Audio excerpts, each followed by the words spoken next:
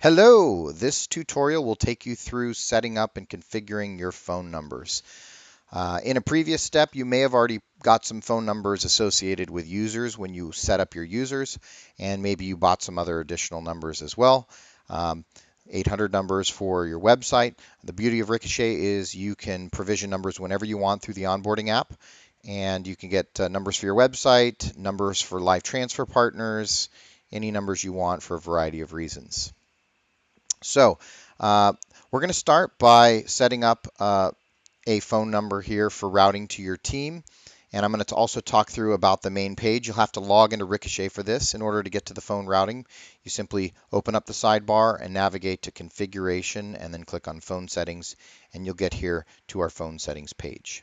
Um, Now you can see if a number is associated with an agent, if it says agent assigned. If you ever want to change the agent that's assigned, you can simply click the edit button and then simply hit the drop down for which agent you want under user routings. And select a different agent. Also, if you want it to ring an agent's cell phone, you can put their number in here and hit the plus button and save it, and it'll ring that agent in Ricochet, and it'll also ring them on the cell phone. Although we don't recommend you do this because sometimes if it goes to the cell phone's voicemail first, that'll end up being where the calls will go, and they won't ring very long in Ricochet. But okay, so first of all, we're going to set up a number for our website. And I'm going to go ahead and edit a number here. We'll just take this one that is not associated with an agent. So make sure you don't steal a number away from an agent and edit an agent's number. Let's go into this number right here. And in order to edit, just go under Actions and click on Edit. And then we can give it a name. So I'm just going to call this Test Website Calls. All right. And then we're going to click on Routings. And I'm going to walk through which each one of these settings do and how to configure them. So the first question that you need to ask yourself is, do you want consumers to ring directly through to your agents, or do you want them to press, numbers, either enter an extension to reach your agents, or press 1 for sales, or press 2 for customer support? I'm going to walk you through first with having it ring directly to users, with or without a message, and then I'm going to walk you through setting it up so that they would need to enter in an extension or press some sort of number in order to get through to somebody. So if you want it to ring directly to users, you're going to check this box, which is going to automatically call the users. And it says no greeting here, but you actually can also have it greet them. So what would happen is you go down here to the greeting type, and you could upload a recording or put in what we call speech text, which basically will just say something in a computer voice to the consumer. You can literally type it in right here. Or upload a recording. What that'll do is it'll play the speech text or the recording while it's ringing into the agents. Next, what you want to do is you need to choose what type of action you want. So you can have it ring into a number. You can have it ring into a set of agents, the entire branch or one of your branches, a team, which is the number one most common way of doing this, and also the most configurable and basically stable for future use, to tags, which I'll explain later, or a state routed transfer. So we'll start with a number. This is pretty simple. If you select a number, you can enter in a number. Make sure you put a 1 in front. And you could enter in a call center number if you have a third party that you want to have answer the calls, or you could put in an existing number. Most people don't put in a number because they don't need to, because Ricochet does the routing directly to the agent. So why put in a number unless it's not yours? But now agents, you can select multiple specific agents here. So if you want to kind of create a team randomly here, you can do that. To a branch, that'll ring your entire branch. If you have multiple branches, you can pick a branch. The nice thing about that is anybody that you add to your branch will automatically get the calls. So this constantly is updating as you add more users to your branch. And this would just basically ring everybody. Okay. Most companies, however, transfer to a team. And the reason why is it gives you more flexibility. You can have multiple teams in your company, and there's a failover option here later where you can have it ring a different team. So what they like to do is have it ring maybe their A team first, and then ring the B team, or try the A team and then try a larger team. But let's go ahead and what we'll do here in a second is do it by team. I'll just talk through what transfer to tags is. If you first received a data lead, meaning somebody filled out a form on your website and it came in and you had lead distribution set up in our system, meaning that we were sort of routing the leads as they came in, and we tagged a lead. Then if you have this selected and somebody calls in and we happen to notice that they already exist in the system with a tag, we would only ring to agents that are associated with calling leads with that tag. It's a very obscure use case. It's very flexible. It basically gives you ultimate control, but almost nobody uses it, but it is there. We have a few companies out there that do use it. State routed transfer. What a state routed transfer does is it will ring directly to agents that are licensed in the state. And the way that it looks that up is either off of the area code of the person that's calling in. So if they call in off a 415 number, we know that's California, and we're going to ring agents that are licensed in the state of California. There's some more advanced features here. For example, let's say the person originally filled out a form and now they're calling in on your 800 number or whatever number it is. And on that form, they put the state of Florida, but their telephone number's in the 415, which is California. We know that they're actually in Florida. A lot of people keep their cell phones from previous states. So in that case, it would ring the users that are licensed in Florida. So it's pretty intelligent technology here.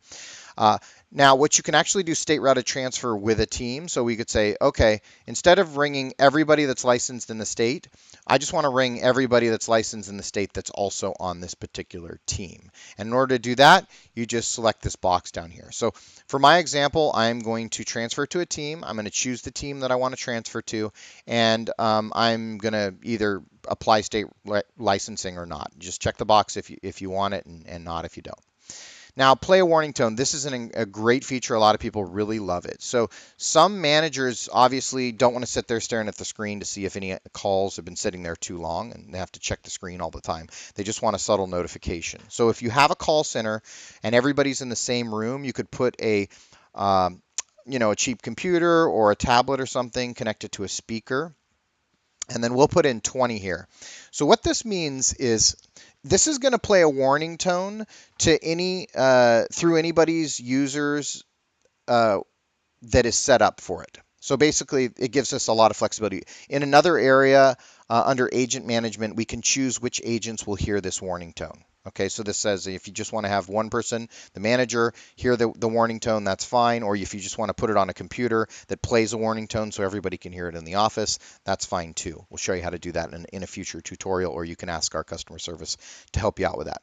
What this does, though, is if somebody calls in on this number, it's going to play an alarm sound if nobody has picked up the phone within 20 seconds, 30 seconds, 40 seconds, whatever you put in here. I'll put in 30 seconds. Now, a lot of people will only stay on hold for so long, and if you don't pick up within a minute or two, they're gone, and they're going to hang up the call, and you have an abandonment, and nobody wants that. So this is a really cool feature, actually. Now, ring contact number. This will, let's say that you want it to ring, let's say you have some landline phones in your office as well as Ricochet. Then you can select this, and this will ring the contact number associated with the agent when it's also ringing them on Ricochet. Okay, check user queue. This is a great setting as well that gives you full control over which agents are going to get these calls.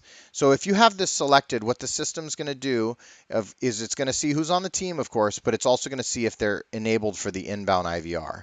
So let me just type in Bo here, and you can see this user right here, Bo. Let me zoom in on it. Okay, so Bo is enabled for the inbound IVR. So let's just say Bo is on the test team. Somebody calls in on this number. It's going to ring Bo and anyone else on the test team. And it is going to ring Bo because Bo has inbound IVR set here. It's blue. Okay. Now, if I want to block Bo from getting calls from any numbers that have the check user queue on, I simply turn Bo off over here on the right. I click on inbound IVR, make it black, and now Bo is not going to receive any inbound IVR calls. Simple as that. Want to turn him back on for inbound IVR calls? Boom, check the box, and now Bo is getting calls from this number again. So if you have this checked, it's going to follow those rules. If you don't have this checked, then it doesn't matter if Bo has the inbound IVR on or off. It will ring him for this particular number. So you can have different numbers with different rules. Moving on, as I may have mentioned earlier, you can have a greeting even though it's going to ring directly through the team. And so at this point, you would just upload a recording or leave this blank if you don't want to play any recording to the consumer. Maybe you just want to play hold music or have a ringing tone, which we'll set down here later. Okay, retry. So what this will do is, if for some reason you want it to keep reattempting people, you don't really need that, but it can be helpful. So let's say that, so there's kind of two major settings in the company settings. One is to only ring users when they go into online mode or wrap-up mode. And if they have that configured, then you don't really need retries. But if they don't have that configured, meaning you just want to ring everybody no matter what, um, then you do want to use retries because it'll keep popping up on their screen. So that's really up to you there if you want to retry. And the way the retries work is, let's just say we're going to give it 30 seconds here before we time out. And if we have two retries, what's going to happen is it's going to try the test team that we have set up here for 30 seconds. If nobody picks up, it's going to try again for 30 seconds and then again for 30 seconds. So for a total of 90 seconds, it's going to try to reach the test team. Each time it's going to reattempt. Typically, again, I said you don't really need retries. If you just want it to ring through for, 5 minutes, then we're going to put, let's see here, 120 to 4,300 seconds in here, and that's going to be 5 minutes of ringing. Okay, so let's just say that nobody on the test team has picked up after 5 minutes of ringing, or also known as 300 seconds. Then we're going to do a failover. Now we can just end the call and send it to voicemail, or we can try a different team. So maybe on this case, we're going to try a different team. If that's the case, we can also set how long we want this to go. So maybe we just say, okay, we're going to go another 90 seconds and we're going to try the managers now. So the test team didn't pick up after 5 minutes. Now we're going to try the managers for 90 more seconds. And if they don't pick up, then ultimately it's going to go to voicemail. All right. So that is those settings. Now I'm going to jump back up here and I'm going to show you how to add in extensions and force the user to have to press something to get through. All right, so basically it's as simple as this. We just uncheck this box, automatically call users. I'm going to go ahead and uncheck it. All right, and a lot of these things are still here. We can check the user's queue, but here you definitely want to do a recording because you're going to require that they press something. So you're going to click on recording.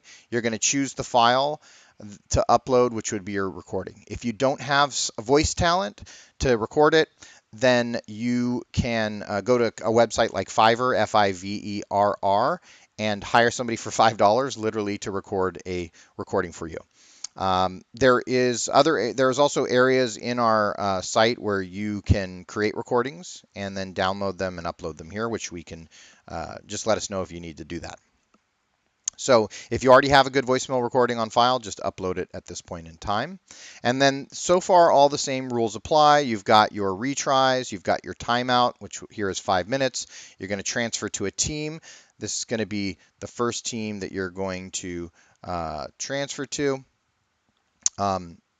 if they press something. And then down here, we're going to skip all this stuff for now, and I'm going to come back to all these other settings. But you're going to go to IVR actions and you're going to hit the plus button here. And this is what the users need to hit to get through. All right. So we're going to go and we'll say press 1 for sales. And then we're going to go in here and we're going to transfer to a team. And this would, of course, let's just pretend that's the sales team. Press 2 for customer support. We're going to enter in a 2. And we're going to say transfer to a team. And this other team is going to be, let's just pretend that's the customer support team. Or enter an extension. Okay, so let's say the extension is 100, and we're going to say transfer to an agent, and let's just say that Bo here is 100. 101, okay, again, transfer to an agent, and that is going to be, we'll just say it is Elena. So what this does is you're going to have to create a recording that's going to say, hi, thanks for calling our company. Please press 1 for sales, press 2 for customer support, or enter in your agent's extension. Okay, so those are all the different types of settings. Then you would upload that recording, and if anybody enters in 100, they're going to ring to Bo. If they enter in 2, they're going to go to your customer service team. If they're 1, they're going to go to your sales team, whatever you have set up here. And there's other options as well. It's the same options. You can ring to branches or a set of agents or through state routing as well. And then let's go back up to these settings here. So we already talked about ring contact number for this beginning part up here. You can also have it ring a number during the failover portion, which would be, again, an external phone. Notify before failover. This is for the consumer. This will tell the consumer that it's going to say, we haven't been able to reach anybody yet. Please hold. You basically select here and you type in what you want it to say. So still trying, whatever you want to put in there. Most people don't use this, but it is there if you want to use it. Round robin. Typically with round robin, if you are using the setting to only allow users to get calls when they go online or in wrap up, you do not want to use the round robin. The round robin is only good for if you are not using the setting to only allow users to take inbound calls when they're online or in wrap up mode. Hold music. So this will play hold music when it is trying to reach the consumers. So that's optional.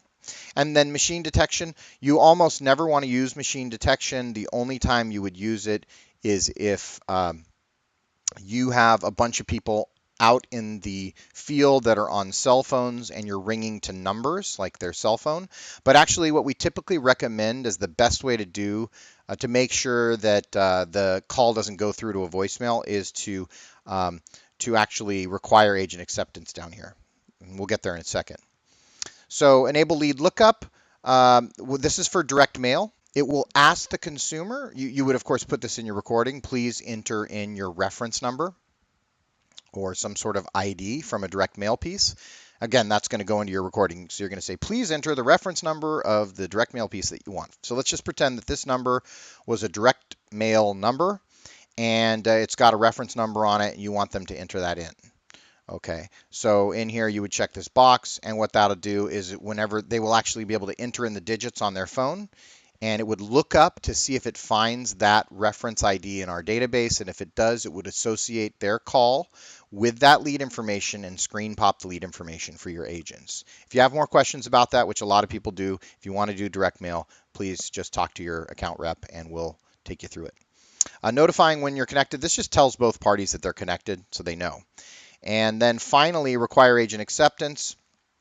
This is great if you are ringing people's cell phones, because what will happen is if you don't have this and you don't have the machine detection, which I don't recommend the machine detection again, then it can often just go directly to someone's cell phone. Let's say someone has their cell phone off, it'll just ring directly into that person's cell phone, and that'll be what the person connects to, which is no good. So if you ever are putting in a specific telephone number that is somebody's cell phone, like if you're ringing, if you select to ring the contact number, and that could ever go directly to voicemail, then you want to utilize agent acceptance. And then you simply put in a digit here for them to press. I like to just do 1, and then you say press 1 to accept call from, and you can actually put in the person's lead name automatically there. Press 1 to accept call from, and then you can put lead name right there, and that'll actually pass through. If you do this formatting, it'll pass through the name of the consumer. Make sure you test it after you do it, and the lead must exist in the system. Otherwise, it's just going to say press 1 to accept call from with nothing else at the end, but they'll still get that it's a caller. So what this will do is a person calls in, okay, they enter in whatever extension they want. It's going to try the team, and then whenever one of your agents picks up, it's going to say press 1 to accept call from, the name of the person if we know who it is. And then the first person to press 1 will be connected to the caller. In this circumstance, it can ring multiple people. Multiple people can pick up the phone as well. So again, I usually don't like to use this unless we are forcing people to go online, which means it'll ring less users. Okay, and there is actually one more thing to take you through. If let's just say that this particular telephone number here is associated with a vendor of yours, like a live transfer vendor or a website of yours. And whenever somebody calls that number, you want to automatically create a lead. And so you can track it, you can track the conversion, you can see what source it came from. You can simply select one of your vendors in here, and there are ways to create new vendors through our vendor management. You would simply navigate to manage vendors right here. And when you click on that, you can create a new vendor refresh when you get to this page, and you can select that vendor. And so let's just say this is our corporate contact form. What'll happen now is anytime that somebody calls in this particular number and we don't know who it is, it's going to create a lead and it's going to assign it as the corporate contact form. So when we get the pop-up, we're going to know, oh, we're getting a call from the corporate website, or oh, we're getting a call from our live transfer partner. That shows on the pop-up. It's very valuable for tracking and conversion analytics, and for also so the agents know, what to say to the caller and where they're coming from. There is one last thing I did forget too, is after if the consumer doesn't get a hold of anybody, it's going to also have a failover here. And so some of these things we are going to be rearranging on the page for you. We're actually going to have a wizard so that you kind of just go through step by step, but this is currently the layout, and it is pretty complex. So feel free to let us know if you need a walkthrough on this, and one of us will be happy to give you a walkthrough. All right, that's it for now. If you have any questions, let us know. Thanks so much.